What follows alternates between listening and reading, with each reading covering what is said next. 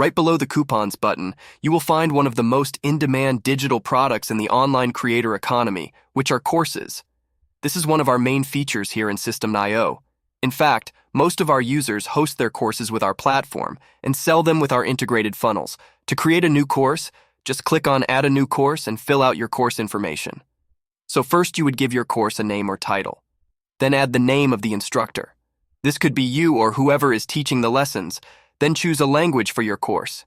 After that, you can add a description. If you want to further explain what the course is about, then you would choose the domain for your course. So if you're new to the platform and have not connected a custom domain yet, you will see a subdomain like this one. But if you do have your own domain, you can connect it to your System.io account, and then it will show up here on this list. After that, you can customize the URL path for your course.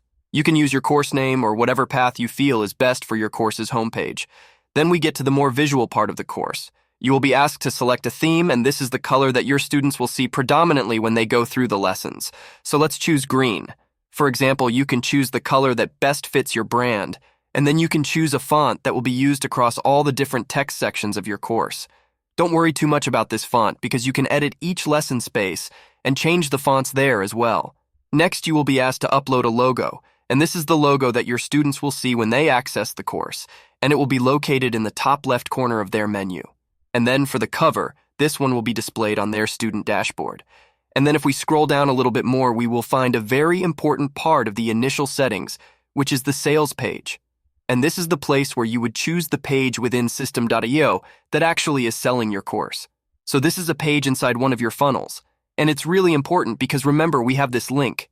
If someone uses this link and they are not enrolled or registered to your course, they'll be prompted with a button to buy the course. And the URL on this button will redirect them to the sales page that you choose here. After that, there's a little checkbox where you can decide either to show or hide your module's titles. That really depends on you, but we recommend showing them if that is something that will help your students. At the very bottom, you will find a space to add a code on the footer of your course. You can use it to add a Facebook pixel or any other type of tracking. After all this is filled out, just click on Save and your course will be created. And when you first create your course, it will appear inactive. In order to activate it, just go to the three-dot menu, click on Activate and Confirm. Once activated, if someone has access to it, they will be able to see it in their student dashboard. Now let's take a look inside the course. Courses are made up of modules, and modules contain lectures. So let's start by adding a module and call it Module 1. You can name it however you want, and then if you expand that module, you'll have the option to start adding lectures or lessons to it. You will see a pop-up where you will name your lecture and choose a template for it. Right now, we have 3 options to choose from, but keep in mind, you can edit them completely later on, then click on Save and keep adding your other lectures. Then you can add another module, for instance, with more lectures, and you can make it as long as you want depending on your course topic. As you can see, even though the course is active, the individual lectures are not active. So once you are done editing the content and you want them to be available to your students again, go to the three-dot menu and click Activate. So now that I activated all the lectures, let's see how it looks. Just click on the eye icon to preview. And this is how it looks. This is where you'll see the instructor's name and picture. This profile picture is actually added in the account settings. Now here's the logo that we added in the beginning, and of course our green theme is all around. In order to move through the lessons, your students can click directly on the one they want here on the left, and they'll be able to see the content of those lectures. Now to add content to the lectures, just click on it and it will take you directly to the editor. This editor is very similar to our final editor and works exactly the same way. You would just drag and drop the elements that you need.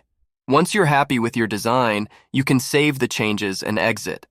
Remember, you can also save blocks here, so you can use them across all your lectures without having to create them one by one on each one. Now let's talk about delays, so we can actually add delays for each lecture.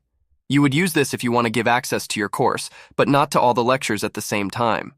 Maybe you pre-sold your course and you're still building it, so you want to give access to a new lecture every 7 days. Or maybe you just want your students to go at the same pace. So to do that, just go to the settings of the lecture and add your delay. Let's say that's going to be 7 days. This means when the students access the course, they will have immediate access to the first lecture. And then after 7 days, they will be able to see the second one. And if we add another delay here for the next module, let's say 5 days, that means they'll get access to the first lecture of the second module 5 days after the last one. There's something very important to note here, and that is that in order for this delays to work, you must choose to drip your content when selecting your course's access type. This is selected in the order form settings of the funnel, where you'll be selling the course. If you don't choose drip, but instead leave it as full access, then this delay that you add here will not work. Another important aspect to remember is that delays always depend on the previous step. This means that the 7 days that we put here will start counting from the day the student accesses the first lecture, and then the 5 days that we put here means it's 5 days after getting access to the last lecture, which was this second one. Now, there are actually 2 ways for your students to access your course.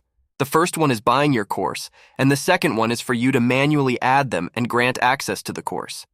To do it manually, you would just click here on Add Student, and then you would add your student's name, last name, email address, and access type. Since we added delays for our lectures, then we must choose to drip the content if we want the delays to work. If not, we can either grant them full access or partial access. For partial access, you can actually choose which modules to give access to, and then click on Save.